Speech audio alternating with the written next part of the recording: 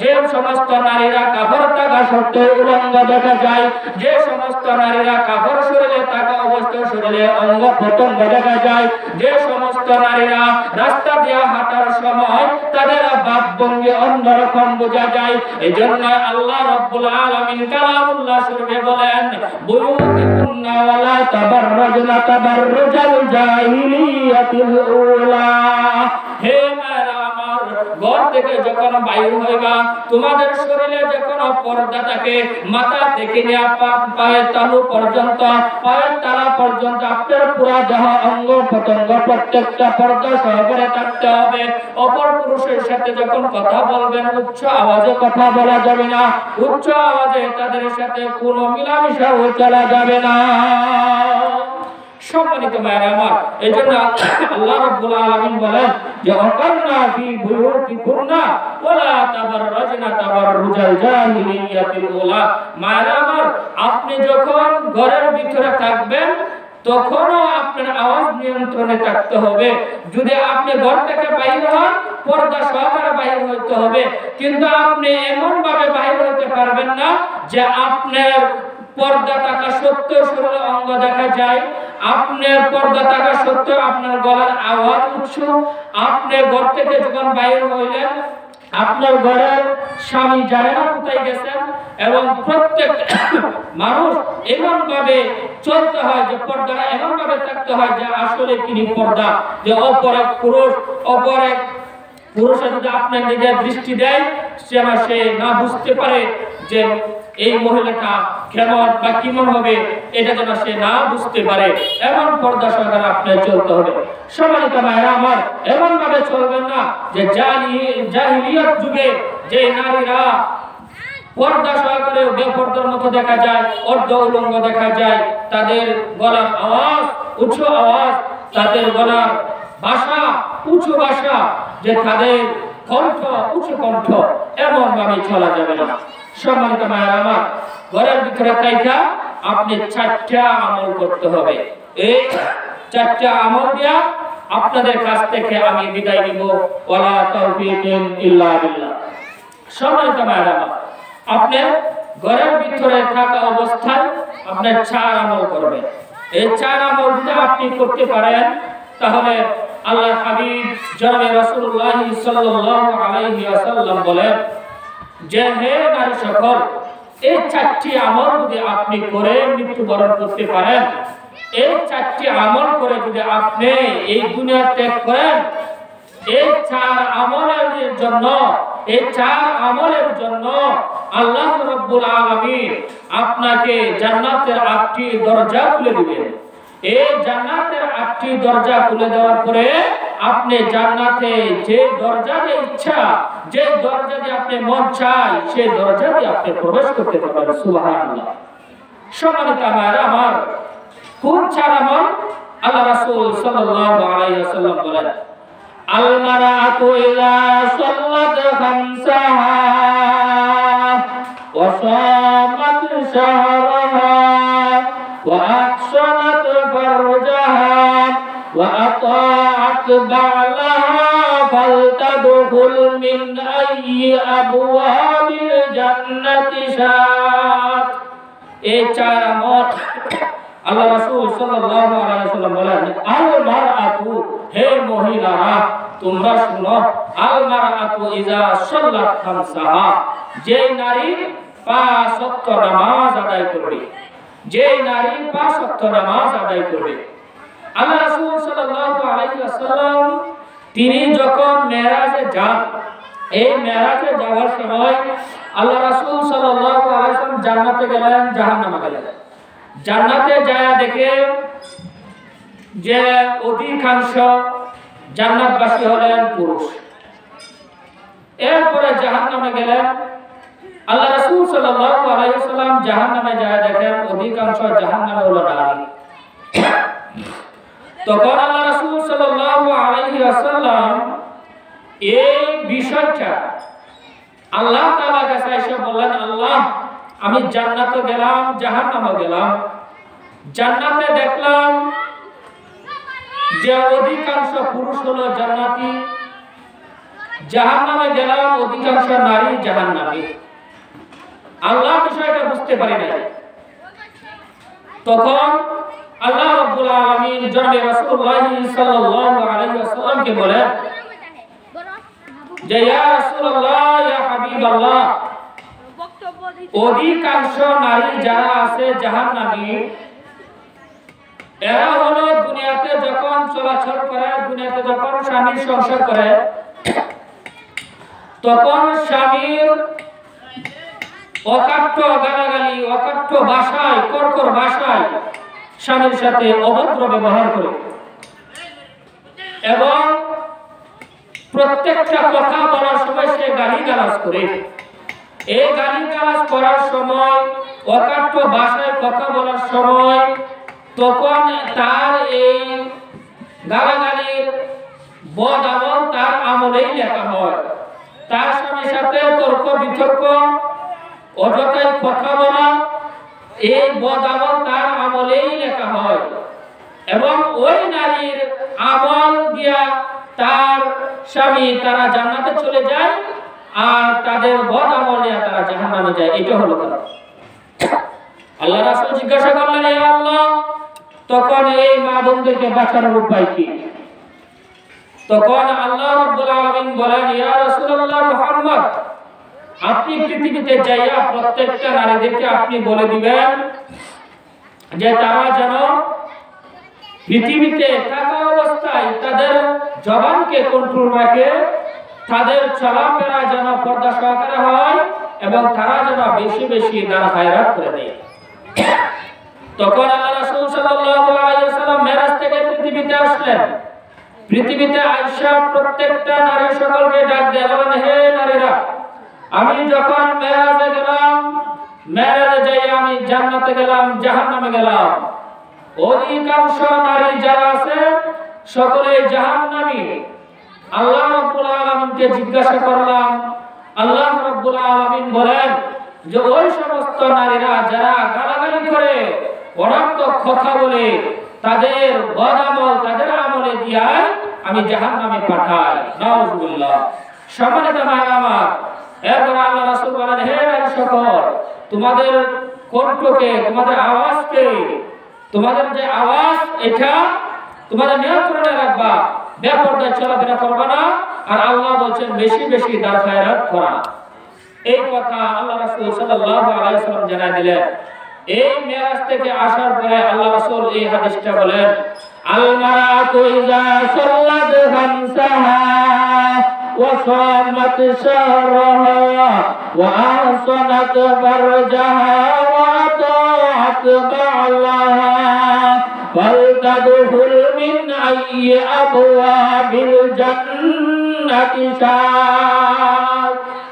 আল্লাহ রাসূল সাল্লাল্লাহু আলাইহি ওয়াসাল্লাম বলেন, আল মারাতু ইযা সাল্লাত খামসাহা, যে সমস্ত নারীরা 5 ওয়াক্ত নামাজ আদায় করবে, যে সমস্ত নারীরা যখন মুয়াজ্জিন আযান দিবে, ফজরের আযান দেয়, যোহরের আযান দেয়, আসরের আযান দেয়, মাগরিবের আযান দেয়, ইশারের আযান দেয়, ওয়াক্ত থাকা সত্ত্বেও ওয়াক্ত যখন থাকে ওয়াক্ত সহকারে যেই নারী নামাজ সঠিক সময়ে আদায় করে, ওয়াক্ত সহকারে যেই নারী 5 ওয়াক্ত নামাজ আদায়ের ইহতিমাম করে, যেই নারী 5 ওয়াক্ত নামাজের দিকে গুরুত্ব দেয়, আল্লাহ রাসূল সাল্লাল্লাহু আলাইহি ওয়াসাল্লাম বলেন, আল মারাতু ইযা সাল্লাত খামসাহা। প্রথমে আল্লাহ রাসূল বলেন 5 ওয়াক্ত নামাজ আদায় করো। সম্মানিত ভাইরা আমার, আপনি 5 ওয়াক্ত নামাজের ইহতিমাম করা। এই 5 ওয়াক্ত নামাজ আদায় করার পূর্বে কিছু মাসলা মাসাইল জানা দরকার। এই 5 ওয়াক্ত নামাজ আপনি যখন আদায় করবেন তখন আপনার পবিত্রতা হাসিল করা দরকার। আল্লাহ রাসূল সাল্লাল্লাহু আলাইহি ওয়াসাল্লাম বলেন, আত-তুহুরু মিফতাহুস সালাহ, আস-সালাতু মিফতাহুল জান্নাহ। পবিত্রতা হলো নামাজের চাবি। পবিত্রতা নামাজের চাবি আর নামাজ হলো জান্নাতের চাবি।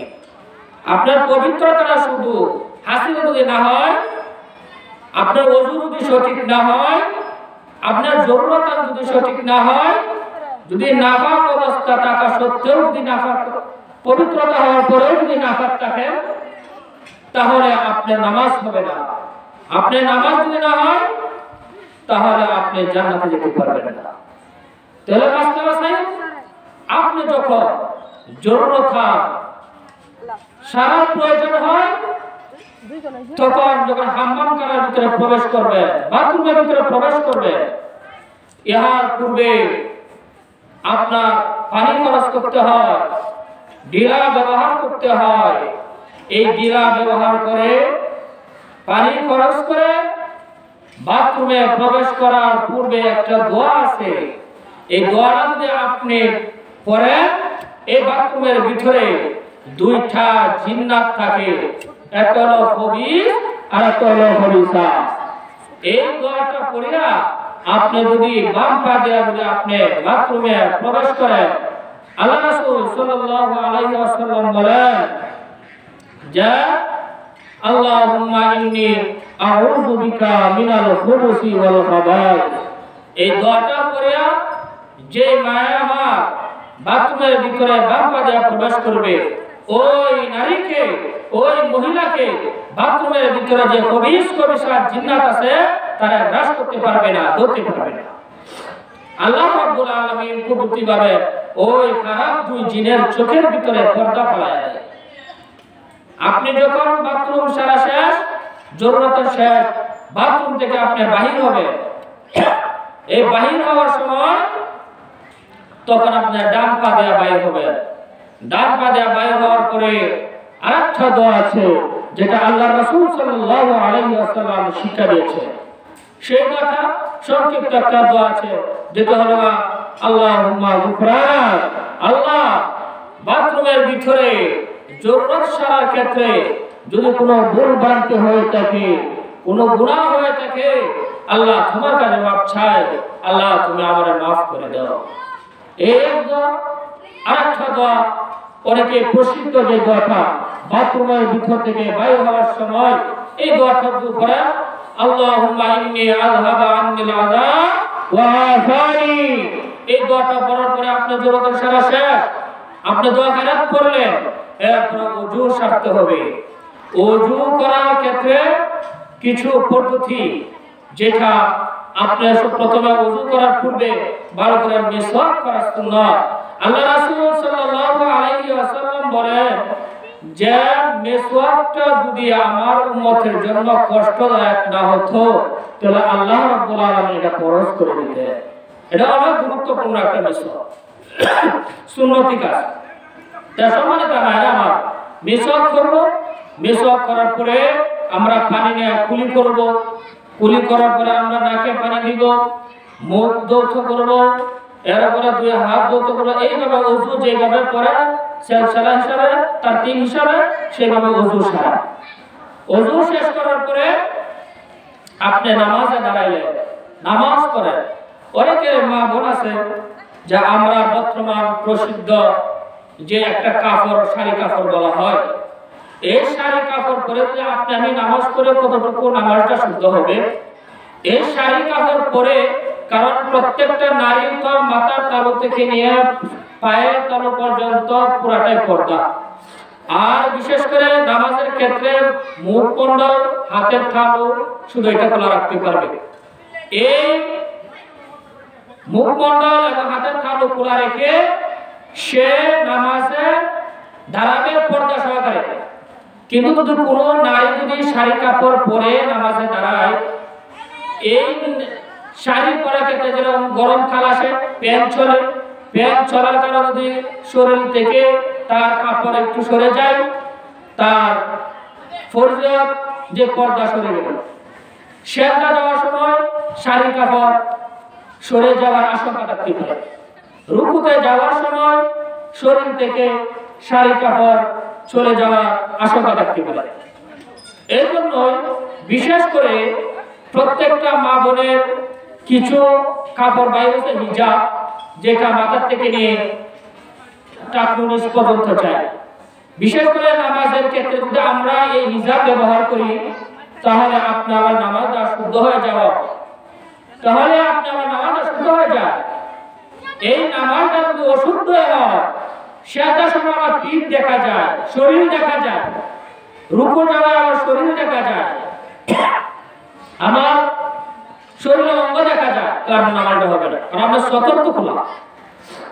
এই জন্য কোন নারী যেন শাড়ি কাপড় পরে নামাজ পড়বেন না, কারণ শাড়ি কাপড় পরে নামাজে দাঁড়াইলে আপনার শরীর অঙ্গ প্রত্যঙ্গ প্রকাশ হয়ে যাওয়ার আশঙ্কা থাকতে পারে।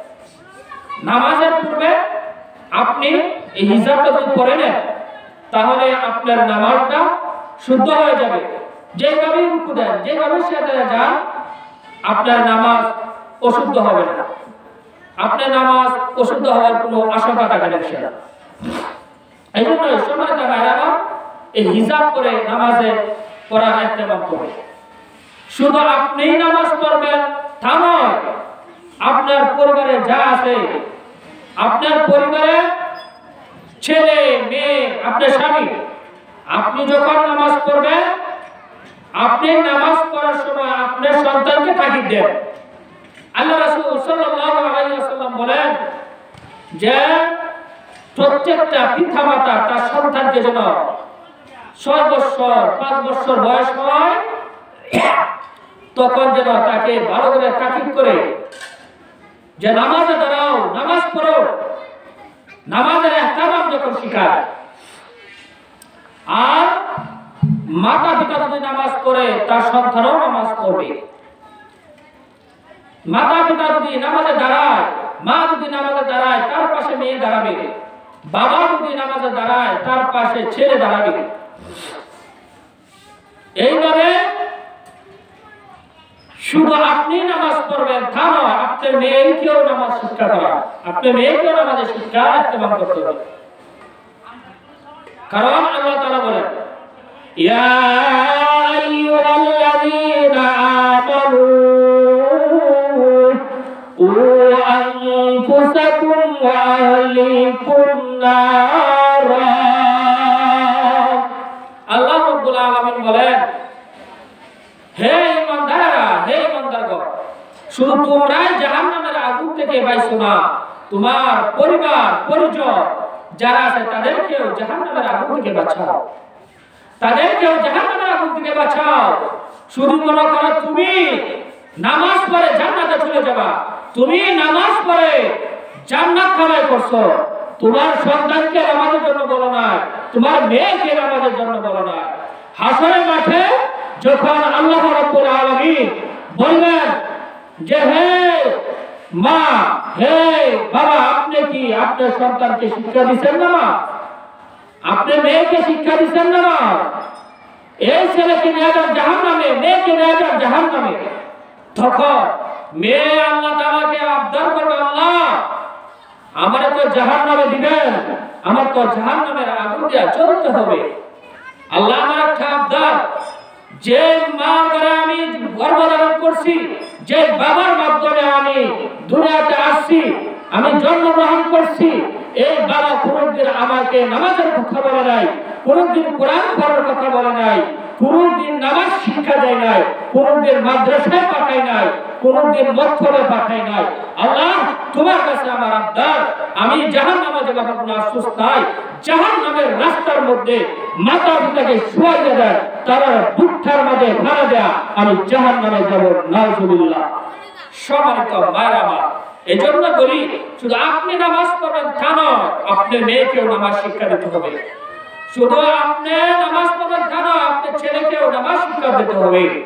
সম্মানিত মায়েরা, আমার এই জন্য আল্লাহ তাআলা বলেন যে কু আনফুসাকুম ওয়া আহলিকুম নারা, তোমরাও জাহান্নামের আগুন থেকে বাঁচো, তোমার পরিবার পরিজনকেও জাহান্নামের আগুন থেকে বাঁচাও।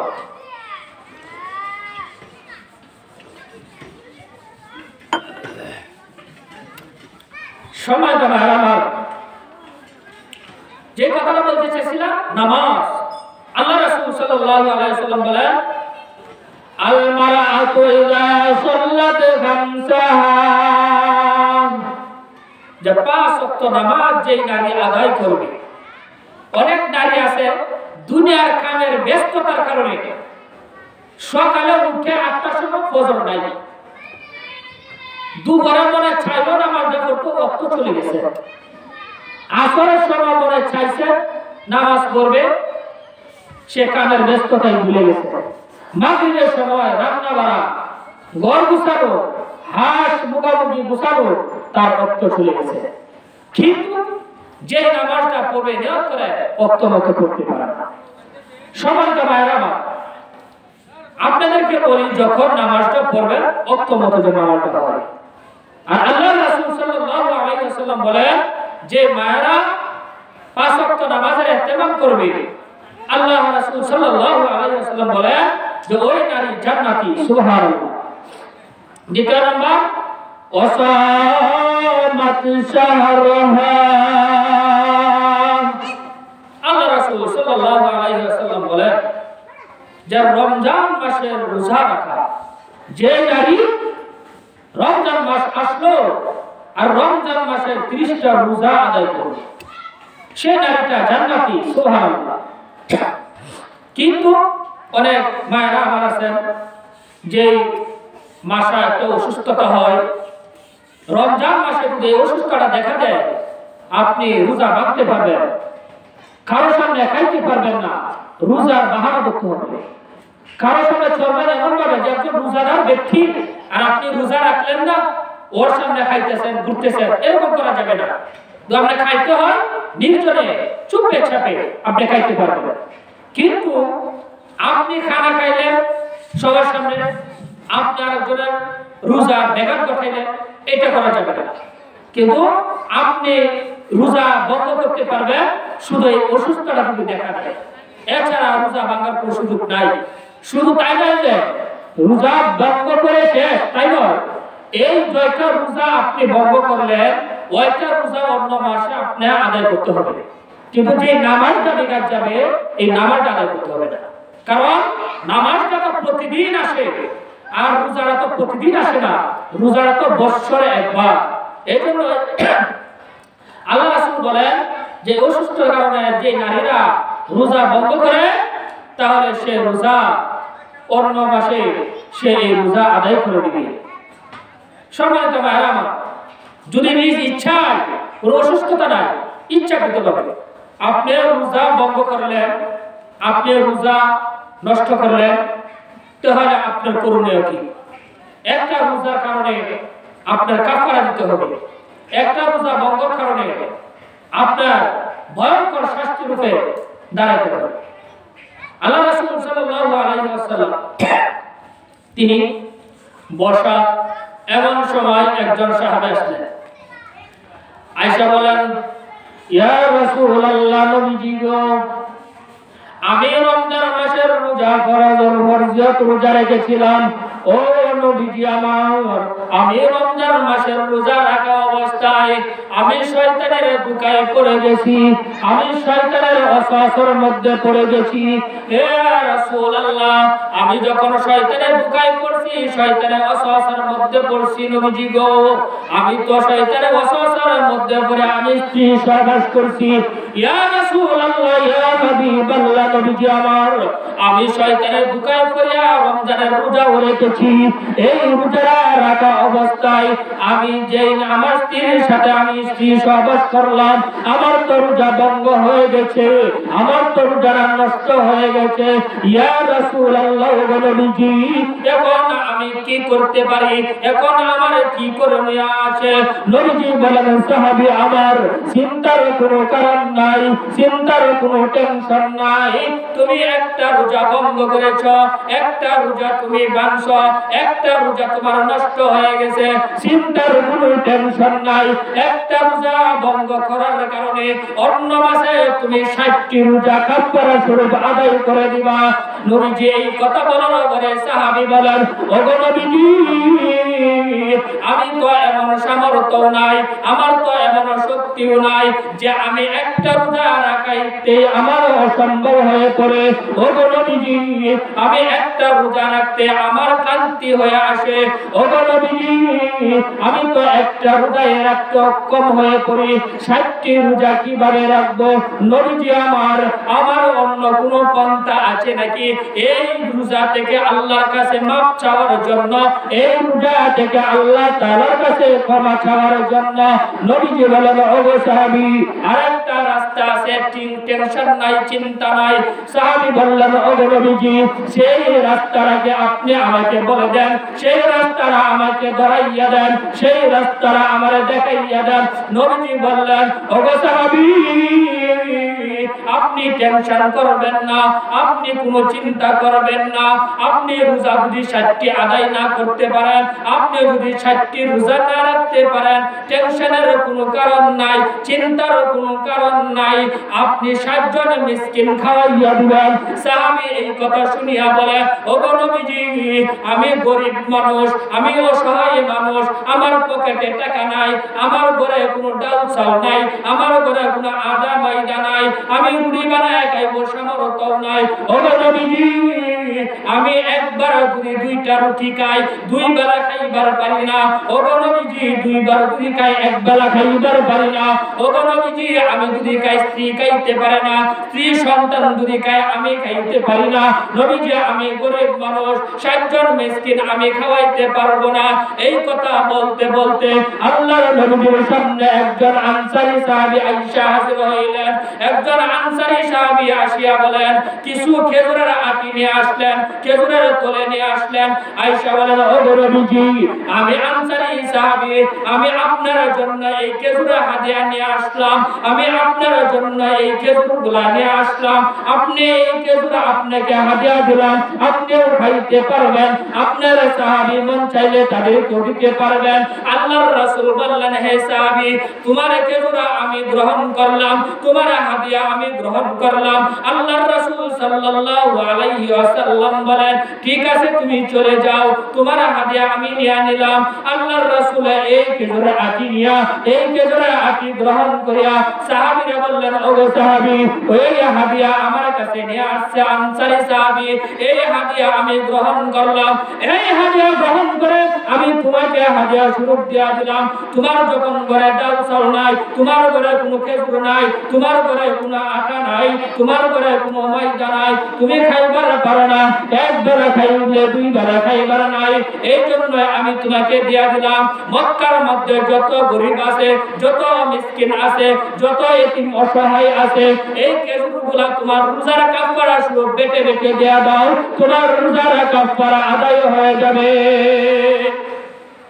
সাহাবী আল্লাহর রাসূল সাল্লাল্লাহু আলাইহি ওয়াসাল্লাম থেকে খেজুর গ্রহণ করলেন। তখন খেজুরের তোলে নিয়া কিছুক্ষণ বসে রইলেন। কিছুক্ষণ বসে থাকার পরে আল্লাহর রাসূল বললেন, ও নবীজি আমি খেজুরে নিয়া প্রত্যেকটা মদিনার মধ্যে ঘোরাফেরা করলাম, প্রত্যেকটা মক্কার মধ্যে অলিগলি ঘুরলাম, প্রত্যেকটা মদিনায় অলিগলি ঘুরে ঘুরে দেখলাম আমার চাইতে গরিব আর কেউ নাই, আমার চাইতে অসহায় আর কেউ নাই, আমার চাইতে মিসকিন আর কেউ নাই। ও নবীজি আপনি যদি মনে কিছু না করেন, আপনার এই খেজুরা হাদিয়া দিয়ে আমাকে দেয়া দিতেন, আমি এই খেজুরা হাদিয়া নিয়া আমার বিবি বাচ্চাদেরকে নিয়ে খাওয়াইতাম, আমি খেজুর এইগুলা নিয়া আমি খাইতাম, আমার রুহটা শান্তি হইতো, আমি এই খেজুরা হাদিয়া গুলো নিয়ে আমার বাচ্চাদের মুখে তুলে দিতাম, আমার বিবির মুখে তুলে দিতাম। তখন নবীজি বললেন, তোমার চাইতে গরিব যখন মক্কায় নাই, তোমার চাইতে মিসকিন যখন মক্কায় নাই, তোমার চাইতে যখন ফকির কোনো মক্কায় নাই,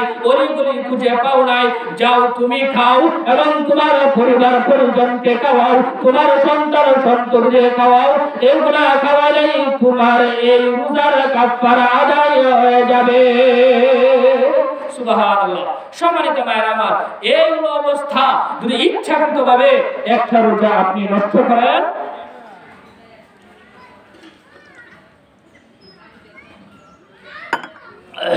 তাহলে আপনার কাফারা দিতে হবে, কাফারা আদায় করতে হবে। আর যদি অসুস্থতা, যে মেয়েদের মহিলাদের যে একটা অসুস্থ আছে, এই অসুস্থতার কারণে হলে অসুবিধা নাই, যথা রোজা বন্ধ হবে, অথা রোজা আপনি অন্য মাসে রেখে দিবেন। কিন্তু যদি ইচ্ছাকৃতভাবে হয় তাহলে মাফ নাই। আল্লাহ রাসূল সাল্লাল্লাহু আলাইহি ওয়াসাল্লাম বলেন, তোমার একটা রোজা ইচ্ছাকৃতভাবে ভেঙে দিলা, মায়ের আমার এই একটা রোজা ভাঙলে 60টি রোজা রাখতে পারে, একটা রোজা একটু ভেঙে দিলেন, একটা রোজাই তো আপনার নষ্ট হয়ে গেল। এই 60টি রোজা আপনি কিভাবে রাখবেন? 60টি রোজা রাখতে পারলেন না, 60 জন মিসকিন কিভাবে দেওয়া হবে? এই জন্য আল্লাহ রাসূল সাল্লাল্লাহু আলাইহি ওয়াসাল্লাম বলেন, আল মারআতু ইযা সাল্লাত খামসাহা ওয়া সামাত শাহরাহা, যেই মায়েরা 5 ওয়াক্ত নামাজ আদায় করবে, রমজান মাসের রোজা 30টা রোজা সে সঠিকভাবে আদায় করবে, আল্লাহ রাসূল বলেন এই নারী, এই মহিলা জান্নাতি। সুবহানাল্লাহ। দ্বিতীয় নাম্বার, আল্লাহ রাসূল সাল্লাল্লাহু আলাইহি ওয়াসাল্লাম এরপরে বলেন, ওয়া আতাআত বালাহা ওয়া আহসানাত ফারজাহা। ওয়া আহসানাত ফারজাহা, আপনার মাথার তালু থেকে নিয়ে পায়ের তালু পর্যন্ত পর্দায় থাকা।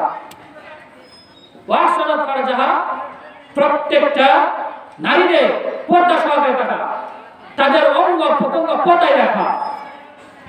ফারজাহা শব্দের অর্থ হলো প্রত্যেকটা নারীদের লজ্জাস্থানকে হেফাজতে রাখা।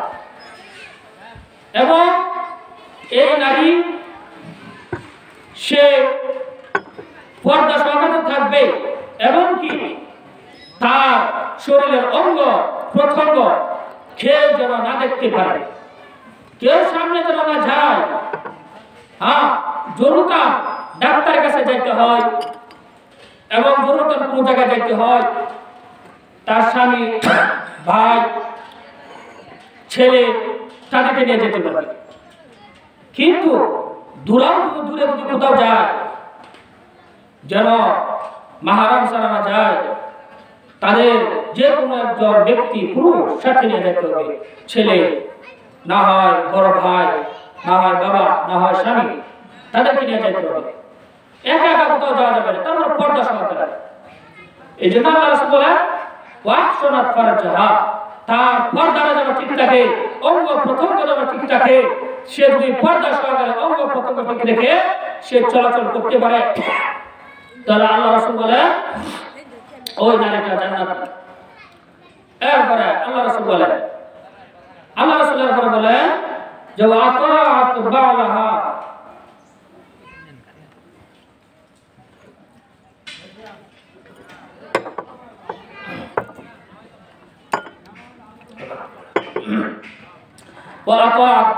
স্বামীর খেদমত করা। স্বামীর খেদমত করা বর্তমান জামানায় এক নারী আর স্বামীর সাথে বিচ্ছেদ করে সংসারে বরবাদ না থাকার কারণে, স্বামীর সাথে ঝগড়া হয় কথা না মানার কারণে, বর্তমান জামানায় যত গন্ডগোল স্বামী স্ত্রীর মধ্যে, যত ফিতনা ফাসাদ স্বামী স্ত্রীর মধ্যে, যত কথাবার্তা স্বামী স্ত্রীর মধ্যে, বরদ নাই, স্বামী কথা বলে স্ত্রী আরো 3টা বলে, স্ত্রী 1টা বলে স্বামী আরো 5টা বলে, যত গন্ডগোল স্বামী স্ত্রীর মধ্যে। কিন্তু আল্লাহ রাসূল কি বলেছেন, ওয়া আতাআত বালাহা, স্বামীর আতাত করা, স্বামীর খেদমত করা। সময় তোমার আমার, আপনি ঘরের ভিতরে থেকে স্বামীর খেদমত করা। আল্লাহ রাসূল সাল্লাল্লাহু আলাইহি ওয়াসাল্লাম বলেন, স্ত্রীর প্রতি স্বামী 3 সময়ে খুশি থাকে। 3 সময়ে স্বামী তার স্ত্রীর উপর খুশি হয়। তার মধ্যে একটা হলো স্বামী কোথাও কাজ করতে গেছে, কাজ করছে, মাথার গাম পাতালে ফেলাইছে, রিক্সা পাইছে, গাড়ি ছাড়াইছে, খাবার রোজগারের জন্য দূরে চলে গেছে। স্বামী আসলো, স্বামী আসার পরে ওই স্বামীর চেহারা দেখিয়া দৌড়ে স্ত্রী তারে রিসিভ করতে গেছে, আগে চলে গেছে। তারা আগে আইনা তারে দেখে একটা মুস্কি হাসি মারছে। এই স্ত্রীর হাসি দেখে তার স্বামীও হাসি দিছে। আল্লাহ রাব্বুল আলামিন বলেন, স্বামী স্ত্রীর ভালোবাসা, স্ত্রীর হাসি দেখে স্বামী হাসি দিছে। স্বামীর সমস্ত দুঃখ কষ্ট, স্বামীর সমস্ত আঘাত এই স্ত্রীর মুখের দিকে তাকাইয়া স্ত্রীর হাসি দেখে মুহূর্তের ভিতরে ভুলে গেছে। সুবহানাল্লাহ। আর আমরা কি করি? স্বামী আসছে বন্ধ থেকে খাস করে আসছে, আসে বলে রান্না হয়েছে নাকি? আমরা অনেকে মা বোন আছি, বলি যে কি আনছে রান্না, বলে কি করবো, আরো উল্টা তর্ক করি। এখন আসছে না, বসেন, অল্প একটু পরেই রান্না হয়ে যাবে। আরো গরম মেজাজ স্বামীর উপরে। আহা, বেচারা তো আরো কষ্ট করে আসছে, তারা কোথায় বুঝ দিবে আর কোথায় তারা সান্ত্বনা দিবে? আল্লাহ রাসূল সাল্লাল্লাহু আলাইহি ওয়াসাল্লাম বলে, কোন স্ত্রী যদি মারা যায়, এই মারা যাওয়ার সময় যদি স্ত্রীর উপরে তার স্বামী রাগান্বিত হয়, অসন্তুষ্টি হয়, অখুশি থাকে, তাহলে আল্লাহ রাসূল বলে ওই স্ত্রীটা জাহান্নামী, এই স্ত্রীটা জাহান্নামী, এই স্ত্রীটা জাহান্নামী। আর আল্লাহ রাসূল বলে যে তার স্ত্রী মারা গেছে, তার স্বামী তার প্রতি খুশি, তার প্রতি রাজি, সন্তুষ্টি। আল্লাহ কাছে দোয়া করে, আল্লাহ এই দুনিয়াতে একমাত্র স্ত্রী আমার সম্বল ছিল, আল্লাহ সে আমার বিপদে দুঃখে কষ্টে সে আমার পাশে ছিল, কিন্তু আজ আমার স্ত্রীর আল্লাহ তুমি রেখে নিয়ে গেলা, আমি একা হয়ে গেলাম। আল্লাহ আমি তোমার কাছে বললাম, আমার যে স্ত্রী তুমি নিয়ে আনিছো তার প্রতি আমি খুশি, আমি সন্তুষ্ট, আমি তার জন্য দোয়া করি। আল্লাহ তুমি দুনিয়ার সমস্ত ভুল ভ্রান্তি ক্ষমা করে আল্লাহ তুমি আমার স্ত্রীর জান্নাতবাসী করে দাও। সুবহানাল্লাহ। আল্লাহ বলেন যে স্ত্রীর উপরে স্বামী খুশি, স্ত্রীর উপরে স্বামী দোয়া করছে, আমি আল্লাহ ওই স্ত্রীর উপরে খুশি হয়ে তার জিন্দেগি গুনাহ খাতা মাফ করে আমি জান্নাতুল ফেরদাউস খুশি করে দেব। সুবহানাল্লাহ। এই অবস্থানে স্বামী স্ত্রী ভালোবাসা, স্বামী স্ত্রী মহব্বত। সম্মানিত মায়েরা মা, এজন্য স্বামী যদি কোনো একটা কথা বলে তার কথার সাথে তর্ক বিতর্ক করা যাবে না, তার সাথে তর্ক করা যাবে না। এবং কি আল্লাহ রাসূল সাল্লাল্লাহু আলাইহি ওয়াসাল্লাম বলেন যে আল্লাহ তাআলা যদি তার বান্দাদেরকে আল্লাহ ব্যতীত কাউকে সেবা করার জন্য বলতে, আল্লাহ তাআলা যদি আল্লাহ তাআলা ছাড়া কারো পায়ে যদি সেবা করার অনুমতি থাকতো, তাহলে পৃথিবীর সব প্রত্যেকটা নারীকে বলতাম যে হে নারী সকল, তোমাদের স্বামীদের পায়ের মধ্যে সেবা করো। সুবহানাল্লাহ। যদি সেবা করার অনুমতি থাকতো, তাহলে নারীদেরকে বলতে যে তোমাদের স্বামীর পায়ে সেবা করো। এত গুরুত্ব দিচ্ছে। আর স্ত্রীর জান্নাত হলো স্বামীর পায়ে নিচে, স্ত্রীর জান্নাতটাই স্বামীর পায়ে নিচে। আপনি স্বামীর সাথে খারাপ ব্যবহার করেন, স্বামীর সাথে আপনি অমেজাজি দেখা, গরম মেজাজি দেখা, আপনি কপালে লেখলো আপনি জাহান্নামী, আপনি নারী জাহান্নামী। মায়ের আমার এখন থেকে সাবধান, স্বামীদের সাথে কোনো কঠোরতা ভাষা বলা যাবে না, স্বামীর সাথে কোনো খারাপ আচরণ করা যাবে না, স্বামীর সাথে তর্ক বিতর্ক লিপ্ত হওয়া যাবে না। স্বামী যে কথাটা বলে আপনার মঙ্গলের জন্য। আর কিছু কিছু স্বামী আছে আবার স্ত্রীর অনর্থক আঘাত করতে থাকে, এইটা কি স্বামীর উপরে স্বামী স্ত্রীর অনর্থক রাগান্বিত হয়, অনর্থক কথা তর্ক বিতর্ক, এটা একটা অভ্যাসে কিছু পুরুষের আছে। এই সমস্ত পুরুষদেরকে বলবো, আপনার স্ত্রী ঘরের মেহমান, দুর্বল মানুষ, অসহায় মানুষ, সে বাপের বাড়ি ছাড়িয়া বাপের বাড়ির মধ্যে মায়া মমতা ত্যাগ করে ভাই বেড়াদার আত্মীয় স্বজন দেশ দেশ গ্রাম বংশ সব কিছু ত্যাগ করে শুধু একটা স্বামীর মুখের দিকে তাকায়া তার জিন্দিগি টাকা খায় দেয়, তার জিন্দিগি টাকা খায় দেয়। সম্মানিত ভাইরা আমার, এই স্ত্রীর উপরে আপনি কিভাবে আঘাত করবেন? এই স্ত্রীর আঘাত করা যাবে না, তাকে তার সাথে ভালো ব্যবহার করতে হবে। এই ছাড় আমল যদি করে, আল্লাহ রাসূল সাল্লাল্লাহু আলাইহি ওয়াসাল্লাম বলেন, আল মারআতু ইযা সাল্লাত খামসাহা ওয়া সামাত শাহরাহা ওয়া আহসানাত ফারজাহা ওয়া আতাত বা'লাহা ফালতাদখুল আইয়াবুহা বিল জান্নাতি শাআত। যে সমস্ত নারীরা রমজান মাসের রোজা রাখবে, পাঁচ ওয়াক্ত নামাজ আদায় করবে, স্বামীরে আতায়াত করবে, পর্দা সহকারে থাকবে এবং সন্তানদেরকে দিনের রাস্তায় দিবেন, সন্তানদেরকে কোরআন হাদিস শিক্ষা করবে, তিনিও নামাজের ইহতিমাম করবে, তিনিও রোজার ইহতিমাম করবে। এই দিকটা তিনি বড় বড় হয়। আল্লাহ রাসূল বলেন ফালতাবু মিন আইয়াবুল জান্নাতি শাআত, ওই সমস্ত নারীর জন্য আমি আল্লাহ জান্নাতের 8টি দরজা খুলে দেব, জান্নাতের 8টি দরজা খুলে দেব। যেই নারী যেই দরজা দিয়ে ইচ্ছা সেই দরজা দিয়ে যেন প্রবেশ করতে পারে। সুবহানাল্লাহ।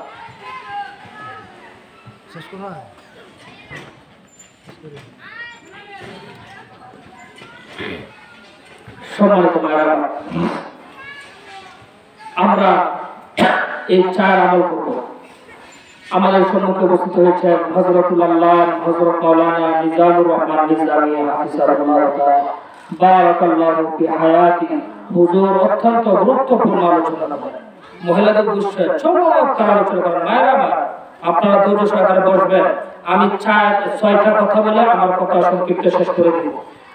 সম্মানিত মায়েরা আমার, এখন যে কথাগুলো বলবো এই কথাটা একটু প্রকাশ করে শুনবেন, কান খোলা রেখে শুনবেন, আমল করা নিয়ে শুনবেন। এই কথাগুলো খেয়াল করে শুনবেন। সম্মানিত মায়েরা আমার, 6 প্রকার নারী জাহান্নামে যাবে। এই 6 প্রকার নারী জাহান্নামে যাবে। 6 প্রকার নারী কারা কারা? এই যে 6 প্রকার আপনাদের সামনে পেশ করব, এই 6 প্রকার যদি আপনাদের কাছে কোনো এক প্রকার পাওয়া যায়, আপনি জাহান্নামী। আজ থেকে নিয়ত করবেন, আল্লাহ আমার কাছে এটা পাওয়া গেছে, আল্লাহ আমি তো জাহান্নামী। আল্লাহ কোনোদিন শুনি না এই কথা, আল্লাহ কোনোদিন বুঝি না এই কথা, আল্লাহ তোমার কাছে আমি মাপ চাই, আল্লাহ তোমার কাছে তওবা করছি, যত করছি তো করছি, আল্লাহ তুমি আমার মাফ করে দাও। তওবা করবেন। আর এই 6 প্রকার নারী জাহান্নামে যাবে যাবে। এই 6 প্রকার নারী এই কাজ যদি করেন জাহান্নামী। এই সমস্ত কাজ থেকে বিরত থাকবেন। 1 নম্বর, যে সমস্ত নারী মাথার চুল খোলা রেখে বেপরদায় ঘর থেকে বাইরে হয়। যে 1 নম্বর, যে নারী মাথার চুল খোলা রেখে বেপরদায় ঘর থেকে বাহির হয়, ওই নারী জাহান্নামে যাবে। মায়েরা আমার, সম্মানিত মায়েরা আমার, 2 নম্বর, যে নারী তার স্বামীকে সম্মান করে না। সম্মানিত মায়েরা আমার, 2 নম্বর হচ্ছে যে নারী তার স্বামীকে সম্মান করে না, এমনকি স্বামীর সাথে তর্ক করে, কথায় কথায় স্বামী একটা কথা বললো সে রিপ্লাই আরো 2টা বলে দেয়, স্বামী এক কথা বললো রিপ্লাই আরো সে 5 কথা বলে দেয়। স্বামী তো সম্মান করেই না, বেইজ্জতি করে, বেইজ্জতি করে, অসম্মান করে, আবার কথা বলে তর্ক করে, ওই নারী জাহান্নামী। বাবা, এই কথা এই এক ভয়ঙ্কর জিনিস। আপনার স্বামী আপনার জান্নাতে নিতে পারে, আপনার স্বামী আবার জাহান্নামে আপনাকে পাঠাতে পারে। সম্মানিত মায়েরা আমার, এইগুলো করবেন না, এগুলো ভালো না। 3 নম্বর, যে নারী স্বামীকে বাদ দিয়ে পর পুরুষের সাথে হাসি রং তামাশা খেলাধুলায় লিপ্ত থাকে। সম্মানিত মায়েরা আমার, নিজের স্বামীকে বাদ রেখে ঘরে স্বামী শুয়ে গেছে, তার সাথে স্বামীর সাথে আমার ভক্তি নাই, স্বামীর সাথে কোনো রং তামাশা নাই। আল্লাহ রাসূল মাজার আয়েশা নিয়ে খেলাধুলা করছে। মাজার আয়েশা পূর্ণিমার ছাদের উপরে দৌড় দিয়েছে আল্লাহ রাসূলকে নিয়ে, স্বামীকে নিয়ে খেলাধুলা করছে। আমার স্বামীকে নিয়ে খেলা সুন্নাহ, মহব্বত বাড়বে, মা মহব্বত বাড়বে। আপনি স্বামীকে দেখতে পারেন না, স্বামী স্ত্রীকে দেখতে পারেন না, অশান্তি, ঘরের মধ্যে অশান্তি ছাড়া কিছু না। এইগুলা বাদ দিবেন না, বাদ দেন যে আপনি আপনার স্বামীকে বাদ দিয়ে পর পুরুষের সাথে রং তামাশা লিপ্ত হন, কথায় কথায় তর্ক করেন, আপনি জাহান্নামী। মায়েরা আমার, 4 নম্বরে, যে নারী অপবিত্রতা থাকা সত্ত্বেও পবিত্রতা হতে অলসতা করে। মায়েরা আমার, আপনি অপবিত্র জানেন, কিন্তু এই শীতের মধ্যে এই একটা শীত আছে, আপনি অপবিত্র জানেন যে আমি অপবিত্র, কিন্তু পবিত্রতা হাসিল করতে আপনি অলসতা করতেছেন, ওই নারীটা জাহান্নামে যাবে। এগুলো আকসার নারীদের কাছে পাওয়া যায়, যে গোসল করে না, ফরজ কাজ ছাড়ে না, আকসার এই নারীদেরকে পাওয়া যায়। জানে কথা বলবো যে অপবিত্র থাকা সত্ত্বেও সে জানে, কিন্তু পবিত্রতা হাসিল করতে সে অলসতা করে, এটা জাহান্নামে যাবে। সম্মানিত মায়েরা আমার, 5 নম্বর, যে নারী মিথ্যা বলে গীবত করে বেড়ায় এবং কথা বলে বলে কসম কাটায়। যে নারীটা সে মিথ্যা বলে, তার আলামতি মিথ্যা, 100 কথা বলে 99 মিথ্যা হয়। এটা অনেক সময় অনেক নারী আছে যে এই তার অভ্যাসে এই কথা এর কাছে না লাগাবো, এর কথা ওই কাছে না লাগাবে, লাগায় একটা ফেতনা ভাঙায় দিছে আর সে মাঝখান থেকে পুরো সরে দেবো, ওই নারীটা জাহান্নামী। এই নারীটা জাহান্নামী আল্লাহ রাসূল বলছেন। যে নারী মিথ্যা কথা বলে, গীবত করে এবং কথা বলে কসম খায় যে আমি কসম খাইলাম, আমি কথা বলি না, আমি তো বিশ্বাস সাহায্য যে ফির হয়ে গেছে, আমি কথা বলি না, এই কথা যদি বলে কসম কাটে ওই নারীটা জাহান্নামে যাবে। নাম্বার 6, যে নারী অন্যের সুখে হিংসা করে। আপনার আর পাশে এক নারী সে সুখে চলতেছে, তার স্বামীর নিয়ে রক্ষা করে, তার স্বামীর নিয়ে ভালো পজিশন আছে, সে আল্লাহ বুঝবো দ্বন্দ্ব রাখবো, সব আল্লাহর দ্বারের জিনিস, আল্লাহ দিচ্ছেন, আল্লাহ দান করছেন। ওই নারীটা সে সুখে কিন্তু অন্যদের হিংসা করে, হিংসা তার পেট ফুলে যেতেছে, সকালের ভাত হজম হয় না, তার হিংসা, তার সুখের খেলা, তার পরনে কাপড় দিকে তার অন্তর জ্বলে, অন্তরে কত ব্যথা। এই নারী যদি অন্যের সুখে যদি হিংসা করে এবং কারো উপকার করার পরে সে কুটা দেয়, মানে একটা উপকার করছে, এই উপকার করার পরে সে আবার কুটা দেয়, সে বলে যে আমি কাজটা করছিলেন, করে দিচ্ছিলেন, এই কাজটা করলাম আপনার, আপনি কি করছেন, এই উপকার করে তো আমরা কুটা দেন আপনার জাহান্নামে। সম্মানিত মায়েরা আমার, এই যে 6টা কথা বললাম, এই 6টা কথা যদি কারো কাছে পাওয়া যায়, আজ থেকে তওবা করবেন, আল্লাহ বুঝি নাই তওবা করতে, আল্লাহ মাফ করে দেওয়া করব না। যদি না থাকে আলহামদুলিল্লাহ আপনার জান্নাতি, আপনি থাকে আবার এই সওয়াবে যদি আপনার কাছে পাওয়া যায় না জাহান্নামে, এই কাজ থেকে বিরত থাকবেন। সম্মানিত মায়েরা আমার, যে কথাবার্তা বলছি এই কথার উপরে আপনাকে আমাকে আমল করার মতো তৌফিক দান করুন। কথার মধ্যে কোনো ভুল ভ্রান্তি হয়ে থাকে আল্লাহ তাআলা মাফ করে দেন। এবং বিশেষ করে যে কর্তৃপক্ষ আমার শ্রদ্ধা বাজার সম্মানিত কথা সম্মানিত স্যার মুফতি শহীদুল ইসলাম গৌরবুল স্যার হুজুরের কাছ থেকে আমি দোয়া চাই, হুজুরের জন্য দোয়া করি। বিশেষ করে উনি আমার অত্যন্ত শ্রদ্ধা বাজার এবং বন্ধুত্ব, উনি অনেক মহব্বত করেন, দাওয়াত দিচ্ছেন। যে কথাবার্তা বলছি কথাটা বিভ্রান্ত হলে আল্লাহ কাছে মাপ চাই, আপনাদের কাছে মাপ চাই। আমি দোয়া করি আপনাদের জন্য, আপনাদের কাছে আমি দোয়া চাই। ওয়া আখিরু দাওয়ানা আলহামদুলিল্লাহি রাব্বিল আলামিন। আসসালামু আলাইকুম ওয়া রাহমাতুল্লাহি ওয়া বারাকাতুহু।